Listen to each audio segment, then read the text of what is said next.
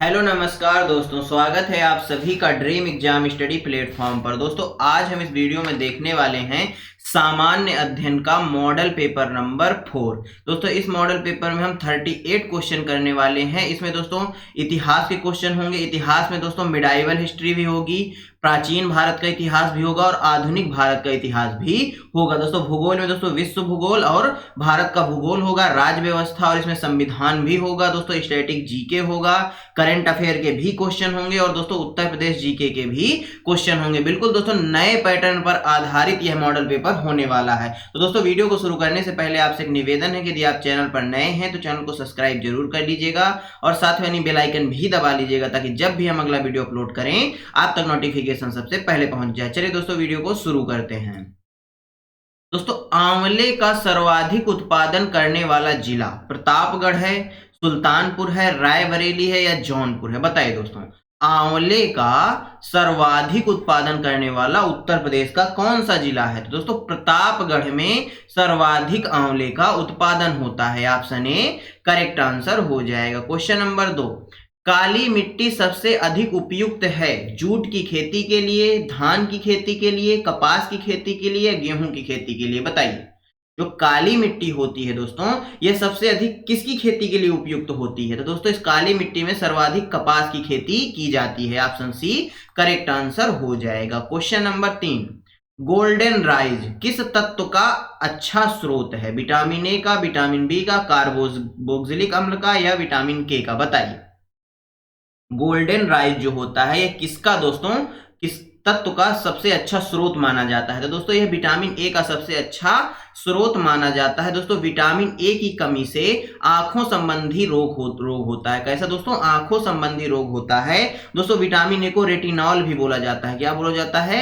Retinol भी बोला जाता है, याद रखिएगा। दोस्तों क्वेश्चन नंबर 4, उत्तर प्रदेश में बहने वाली पवित्र नदी गंगा किन नदियों के मिलने से बनी है?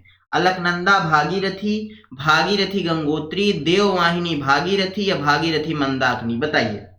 दोस्तों उत्तर प्रदेश में बहने वाली जो पवित्र नदी है मां गंगा, वह किन दो नदियों के मिलने से बनी हुई है? किन नदियों के मिलने से बनी हुई है?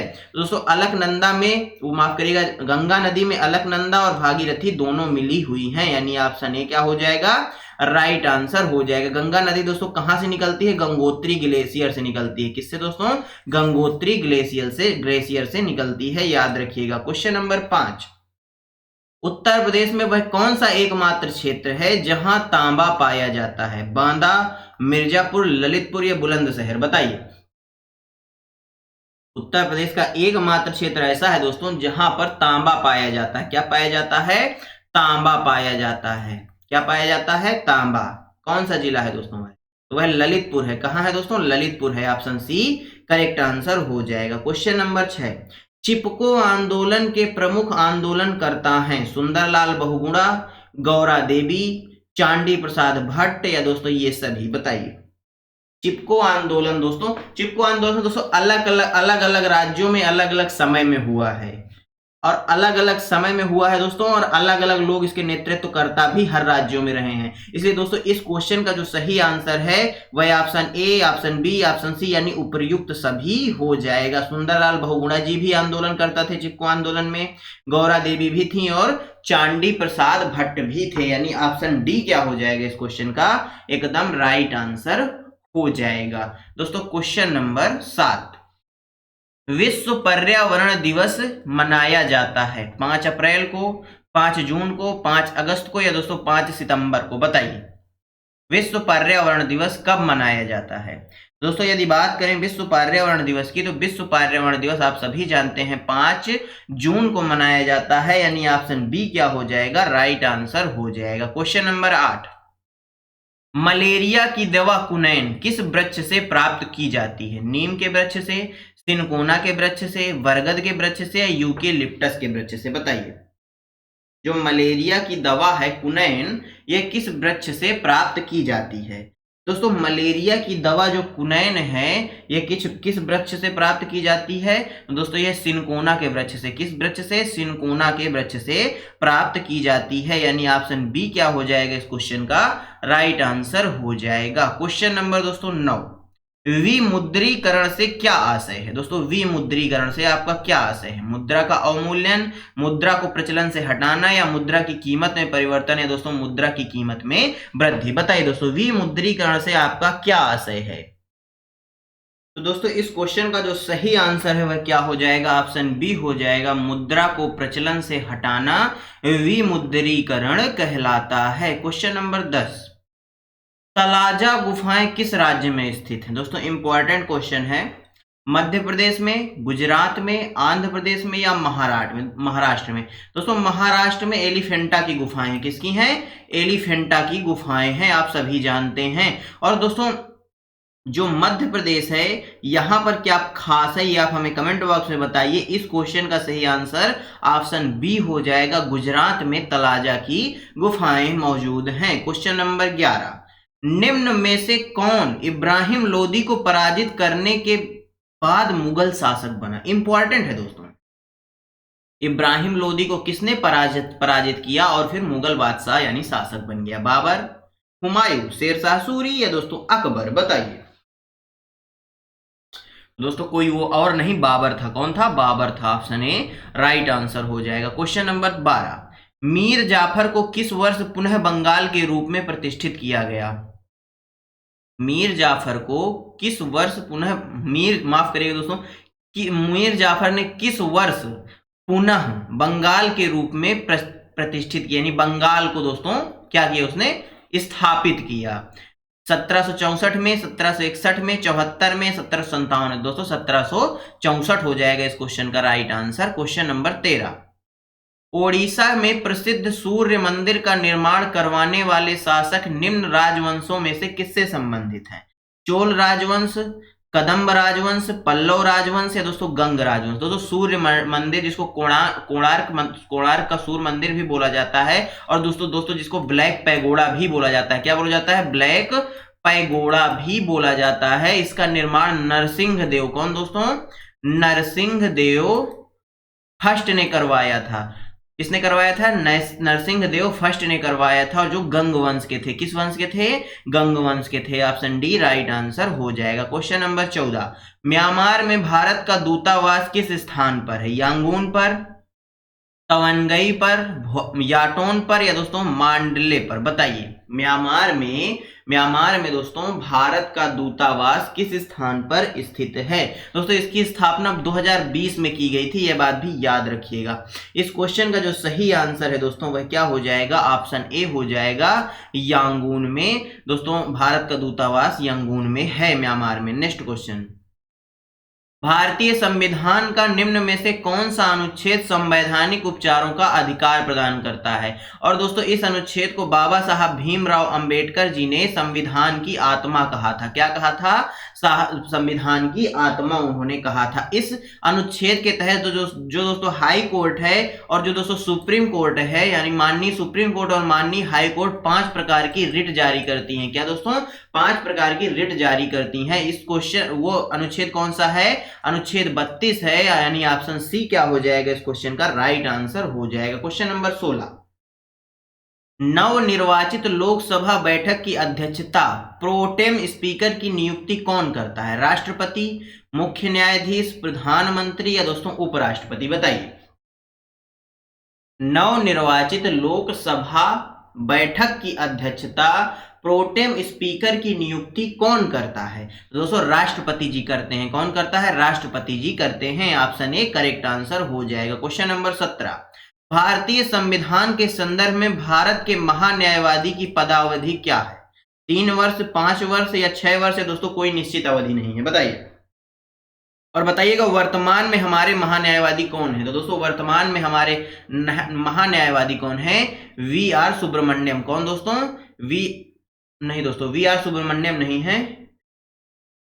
दोस्तों बताइए इस क्वेश्चन का सही आंसर क्या हो जाएगा? हम आपको नाम बताते हैं 1 मिनट में, आप इसका सही आंसर बताइए।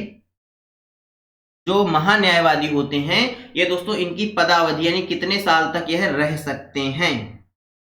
बताइए दोस्तों इस क्वेश्चन का सही आंसर क्या हो जाएगा? दोस्तों जो महान्यायवादी होते हैं इनका कार्यकाल की यदि बात करें तो कार्यकाल निश्चित नहीं होता, और वर्तमान में हमारे जो महान्यायवादी हैं वे हैं आर वेंकट रमणी। कौन दोस्तों? आर वेंकट रमणी साहब हमारे वर्तमान में क्या है? महान्यायवादी हैं, और इनका कोई कार्यकाल निश्चित नहीं होता है। यह राष्ट्रपति के, किसके दोस्तों? राष्ट्रपति महोदय के क्या होते हैं? राष्ट्रपति महोदय के प्रसाद पर्यंत कार्य करते हैं। यदि राष्ट्रपति जी कह दें कि आपको सैलरी नहीं मिलेगी तो दोस्तों सैलरी नहीं मिलेगी। राष्ट्रपति जी कह दें आपको इतनी सैलरी मिलेगी तो मिलेगी। राष्ट्रपति जी कह दें आपको अब तक कब तक कार्य करना है, तो दोस्तों यह राष्ट्रपति के प्रसाद पर्यंत कार्य करते हैं, इसको याद रखिएगा। क्वेश्चन नंबर दोस्तों 18, निम्न में से कौन सी अखिल भारतीय सेवा या सेवाएं हैं? भारतीय प्रशासनिक सेवा, भारतीय पुलिस सेवा, या भारतीय वन सेवा, या ये सभी? बताइए।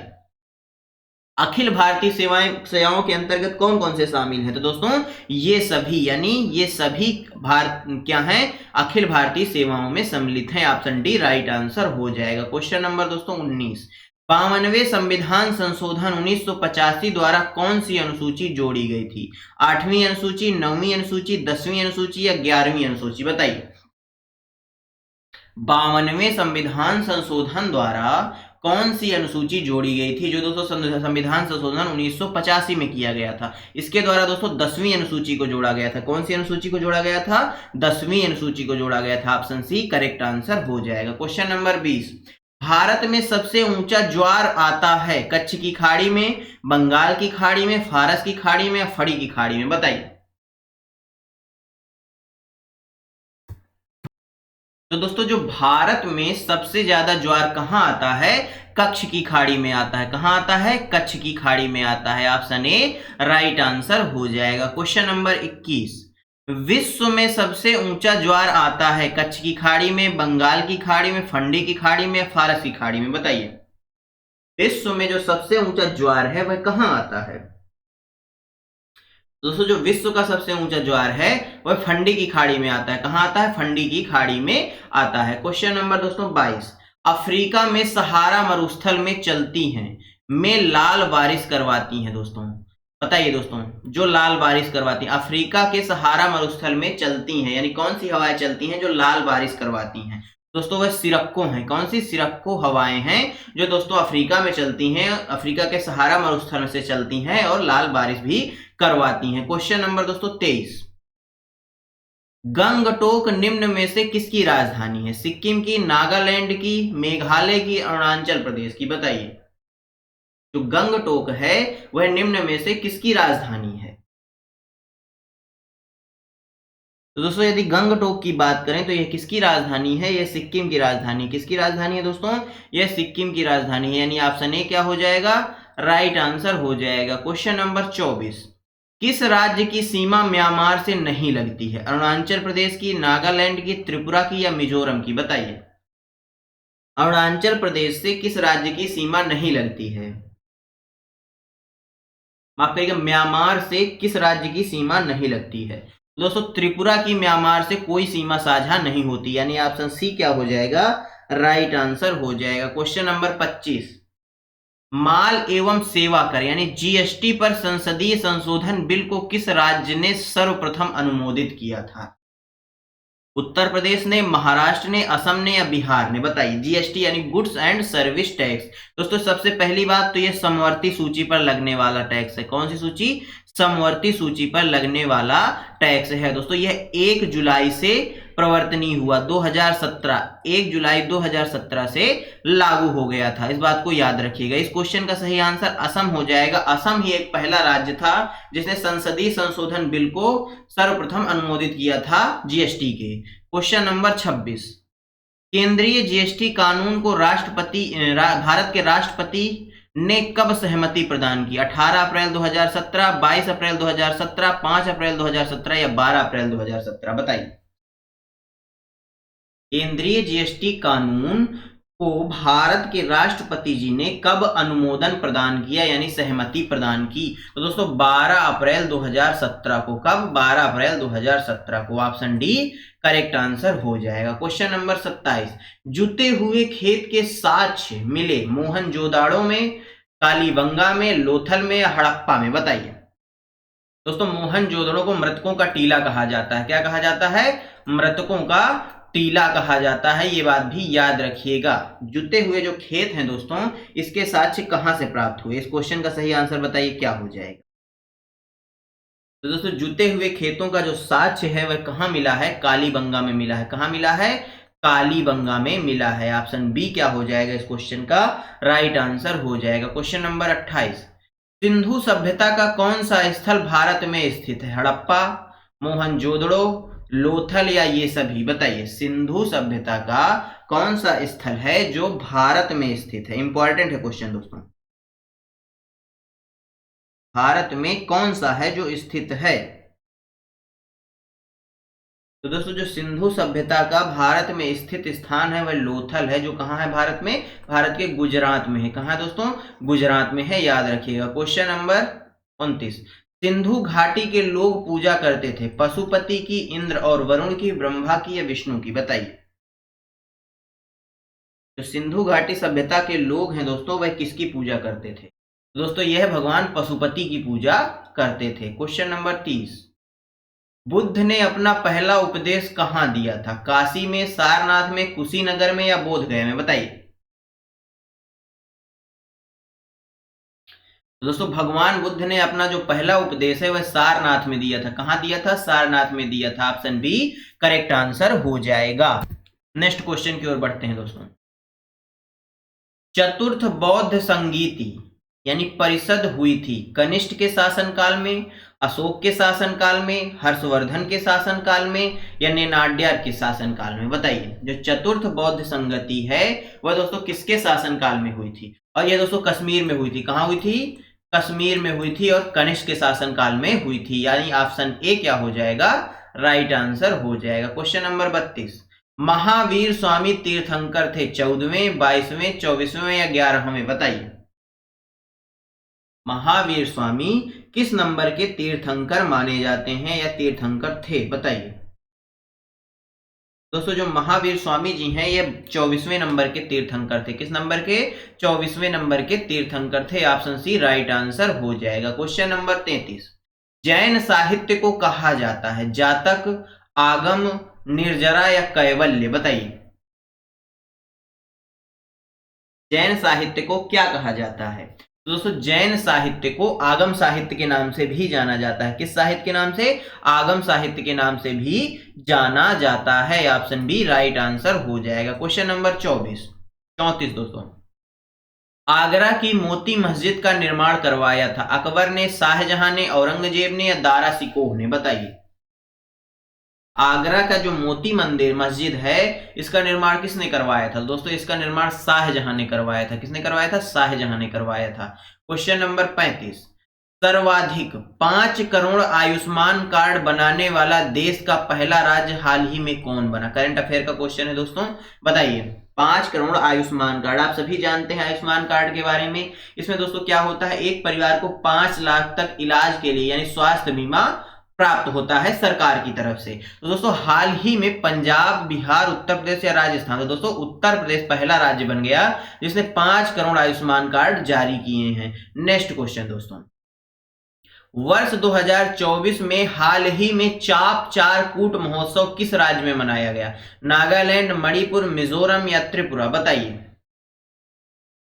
वर्ष 2024 में हाल ही में चाप चारकूट महोत्सव इस राज्य में मनाया गया? तो दोस्तों यह मिजोरम में मनाया गया। कहां मनाया गया? मिजोरम में बनाया गया। ऑप्शन सी करेक्ट आंसर हो जाएगा। नागालैंड का दोस्तों एक फेवरेट त्योहार है हॉर्नबिल, आप सभी जानते हैं, बात को याद रखिएगा। क्वेश्चन नंबर 37, खेलो इंडिया यूनिवर्सिटी गेम 2023 का शुभंकर था अष्टलक्ष्मी, वीरमंगाई, उज्ज्वला या फेक फ्री? बताइए। खेलो इंडिया यूनिवर्सिटी गेम 2023 का शुभंकर क्या था? दोस्तों अष्टलक्ष्मी था। क्या था? अष्टलक्ष्मी था, याद रखिएगा। ऑप्शन ए राइट आंसर हो जाएगा। क्वेश्चन नंबर 38, हाल ही में डीआरडीओ ने कहां पर अत्यधिक कम दूरी की वायु रक्षा प्रणाली वसोराद का सफल परीक्षण किया? गुजरात तट पर, ओडिशा तट पर, तमिलनाडु तट पर या कोरोमंडल तट पर? बताइए। हाल ही में डीआरडीओ ने कहां पर अत्यधिक कम दूरी की वायु रक्षा प्रणाली वसोराद का सफल परीक्षण किया। तो दोस्तों कहां पर किया? ओडिशा के तट पर किया। ऑप्शन बी करेक्ट आंसर हो जाएगा। दोस्तों धन्यवाद आप सभी का हमारे साथ बने रहने के लिए। दोस्तों आज का यह मॉडल पेपर आपको कैसा लगा हमें कमेंट बॉक्स में जरूर बताइएगा।